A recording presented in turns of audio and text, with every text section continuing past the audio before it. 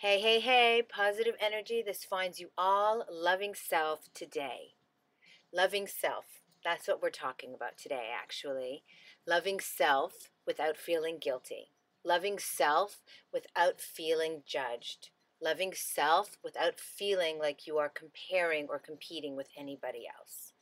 Loving self because that is the most important thing that we can possibly ever do is loving self. And unfortunately, the majority of we have been conditioned to do anything but love ourselves.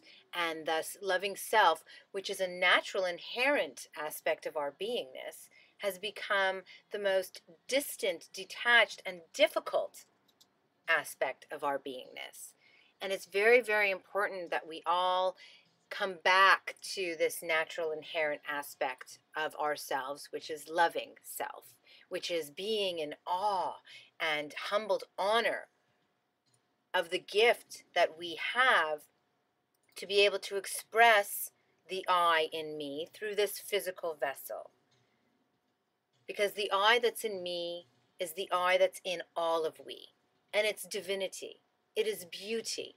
It is awesomeness. And loving self thus becomes an expression of loving all. There's no need for us to feel guilty when we're loving ourselves. When we love ourselves, we put ourselves into a state of elated happiness, which exponentially affects not only those around us, but those whom are around them, so on and so forth, out into the world. We send ripples of happiness out into the world. Loving self is where it all begins. And it doesn't mean when you're loving yourselves that you're looking at someone else and comparing yourself to that person and saying, "Oh, well, you're less than because I'm great in this area." It doesn't work like that. You can be great in a certain area and some other millions of people can be just as great, if not greater. But if you love that about you, then that's all you're doing is loving that aspect of you about you that has no impact on other people outside of you feeling great about the fact that you're loving something about yourself. And when we focus on the things about ourselves that we love, we wind up expanding those aspects of ourselves that we love. In fact, the aspects of ourselves that we don't love so much wind up dissipating naturally without our focused attention on fixing them. Because we're focusing our attention on what we love, we start being what we love within ourselves even more. And it naturally takes care of not only the things that we don't like, but affecting other people positively as well. So you can see how exponentially amazing it is to come from a position of self-love.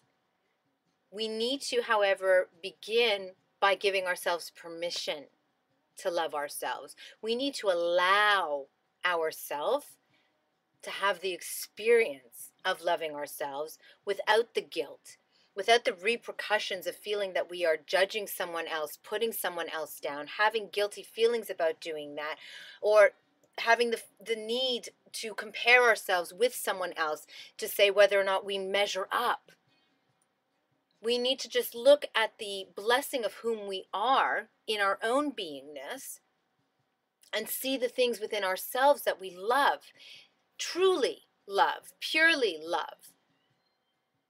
The things about ourselves that we think are fabulous without ego, and ego being that which at this point in time is convoluted, conditioned thought. Eventually, ego will be merely the physical expression of soul or of our higher selves or of love or of light, whatever you'd like to say. But for now, to be able to love self without ego, to be able to love self the way that you would look upon a newborn baby and see how precious that life is. We need to allow ourselves permission to do that with ourselves.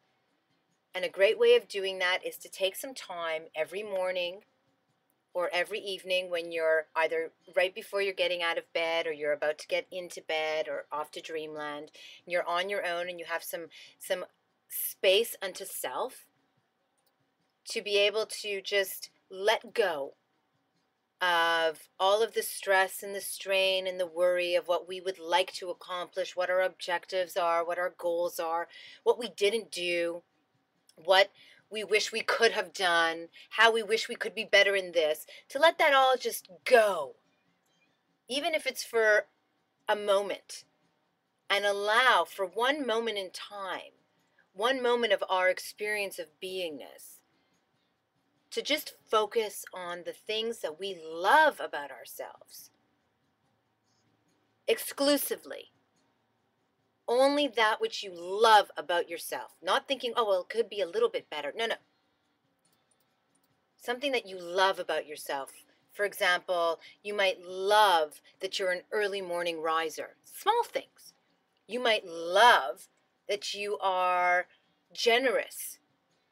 You might love that you are soft spoken. You might love how you look physically. You might love going out walking in the park in the sunlight.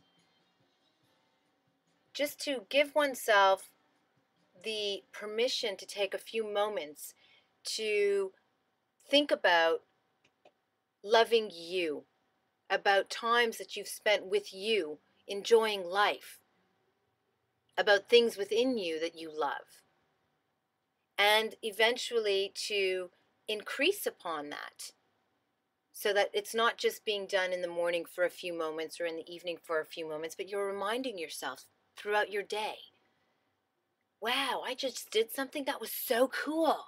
I'm loving that I just did that. Way to go, me. That was great. Wow, you're an amazing person. When we do that and emanate that energy out, other people are shown that it's okay to love themselves.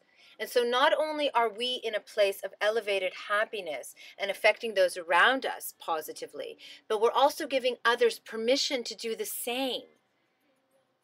And we really need to start to give love to ourselves and thus to other people, to start giving permission to each other to love ourselves. Because when you do, life is magnificent because we are magnificent.